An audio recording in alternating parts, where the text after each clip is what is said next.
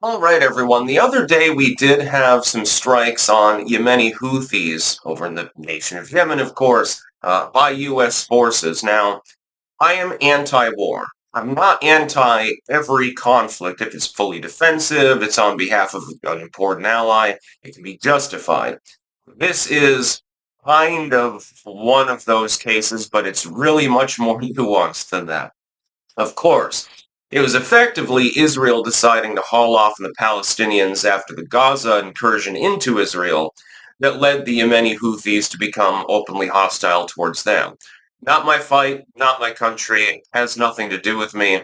And so the U.S. generally not retaliating against the Houthi rebels made sense. Although we're more partnered with the relatively limited centralized government there, we weren't outright at war in any fashion. But lately, the Yemeni Houthis have taken to trying to fire off missiles at U.S. ships. That's a little bit different now, isn't it? At that point, it doesn't matter if the Houthis dislike the fact that the U.S. regime tends to back Israel. That does not give you the right to sink our commercial vessels or harass our navy. We're literally keeping the shipping lanes of the world open because we are the only major naval power in the world capable of doing so. We're the ones with the toys that make the noise. This, by the way, benefits the United States more broadly because then you have less incidences of other people fucking around with the shipping lanes. We're the ones that are the guarantor of half the goddamn shipping lanes in the friggin' world. The only other country with a sophisticated and large enough military presence on the water to really do anything is China. And as we've seen, their vessels have a tendency to deliberately ram the vessels of the nations around them. They've done this to Vietnam and the Philippines a number of times. I think China has a hate boner for Vietnam. It's like the Vietnamese, it's like, well, I mean, got invaded by China on several different occasions, winning all times, by the way. So I can understand. Probably the French are the only ones they hate more. Hell, maybe there's a reason why they like the United States in general. Again, that famous poll years ago.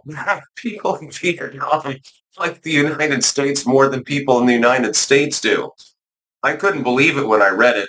Apparently the same is true of the Polish and a few other groups of people, the Filipinos. I have a feeling that had to do with the Spanish-American War. Anyway, as I digress. Um, I oppose bothering with Yemen. Certainly, I would never condone a land invasion or occupation or anything like that. But if you fire a rocket at one of our ships, return fire. That seems to make sense to me. You're attacking us directly. It doesn't matter what else we're doing that is unconnected with you. Yemen and Israel are not the same country. So if the regime decides to back a nation and some other nation pouts or some group pouts and stomps its feet and then starts bombarding our ships, absolutely, fucking destroy them. Yeah, that makes sense.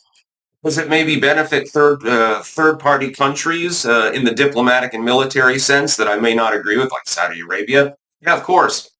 And so lay off the U.S. flagged vessels, and there will be no problem, though. We've got a lot more firepower than the Houthi rebels, and the military is being rebuilt. Under Biden, he kind of get away with it because you might have a couple of artillery rounds fired on your shore or something like that in retaliation because you tried to hit a U.S. vessel and missed, and it's a shot across the bow. It's basically symbolic. Under Biden, the military gradually weakened for 4 years and became less well trained and less than it should be. Now recruitment levels are up. Training is taking place again, and it ain't woke training. And the judiciary, by the way, cannot stop this aspect of Trump's policy because he is quite literally, under the Constitution, the commander-in-chief of the U.S. Armed Forces. He can fire a general at a whim. Courts can do literally nothing about it. Unless you want to pass a constitutional amendment further limiting executive power, there's nothing that these morons can do about it. Recruitment is up. We're building all sorts of toys that make the noise. I would be careful if I was one of the United States adversaries right now. Do I support war? No. Targeted strikes, as long as they are properly targeted on something that literally just fired on one of your vessels, however, that's a little bit different. And that's really what's been happening. The Houthis have attacked U.S. ships. They have so far been unsuccessful. We had that one incident. This was, I believe, last year, late last year, where they fired a missile actually at a U.S. vessel, and it had to turn on its turret in the back and spray it down, and it could have destroyed the ship. It managed to take it out of the sky, not that far from the vessel itself. Thankfully, their targeting systems are, it's basically like a minigun from Fallout on steroids. Blasted it right out of the sky. I believe some of the shrapnel actually fell on the deck. That would have been bad. If it had hit, the ship probably would have sunk, or at least been very, very much injured, and been a sitting duck. If it hits the back, it's the area that's required to actually move and maneuver the ship. Well, ship is still afloat. That's good news. But we can't steer it. Oh shit. Well, I guess we'll just keep moving in one direction until we eventually run up onto a shoal somewhere. Could have been what would have possibly happened. We're keeping these lanes open. And Trump is semi-obsessed, I think, with shipping lanes and things like that. This is evidenced by his Gaza Riviera joke. The idea that you'll have a competitor to the Suez Canal, hyper-develop it, and then hopefully, because people are really wealthy, they stop fighting one another. It's actually not an insane idea. Some of the ideas that Donald Trump has concocted seem insane only by modern and very decadent tech-era standards. They would have been considered perfectly fine 100 years ago. They're like, oh, we're going to compete with the Suez Canal and have something that we ourselves can militarily guarantee. We're going to make a lot of money off of this. Make an investment, and then you make money over time. Same with the Panama Canal. There's a whole point. We're willing to expend the manpower and lose thousands of lives in the process, but in the end, it will be lucrative. It will actually benefit our nation and the host nation, of course. It did. Can you even imagine, especially adjusted for inflation over time, the amount of money that has moved through the Panama Canal and been saved because they didn't have to sail around the tip of Argentina and Chile? It's got to be in the hundreds of trillions by now. It's bigger than any world economy. It's an enormous amount of money. We could do that. In the meantime, though, the U.S. Navy, and Trump appears to understand this, needs to lock down the shipping lanes and make sure that goods can actually flow.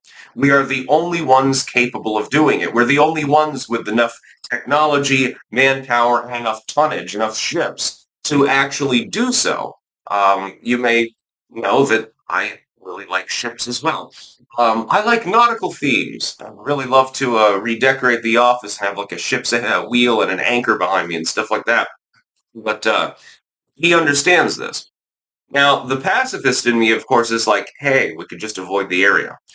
The pragmatist in me knows we can't really do that because so much shipping goes through that area, and the Houthis have anti-ship missiles.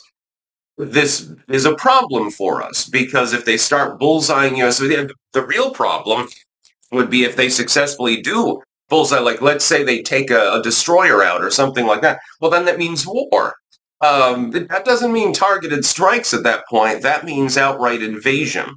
The neocons will howl for it. The Uniparty will howl for it. They'll say the Houthis are connected with Russia, and if Trump doesn't invade, then he's obviously a Kremlin asset. They'll move to impeach him again for a third time. You know it. I know it. So he has to try to prevent that from happening.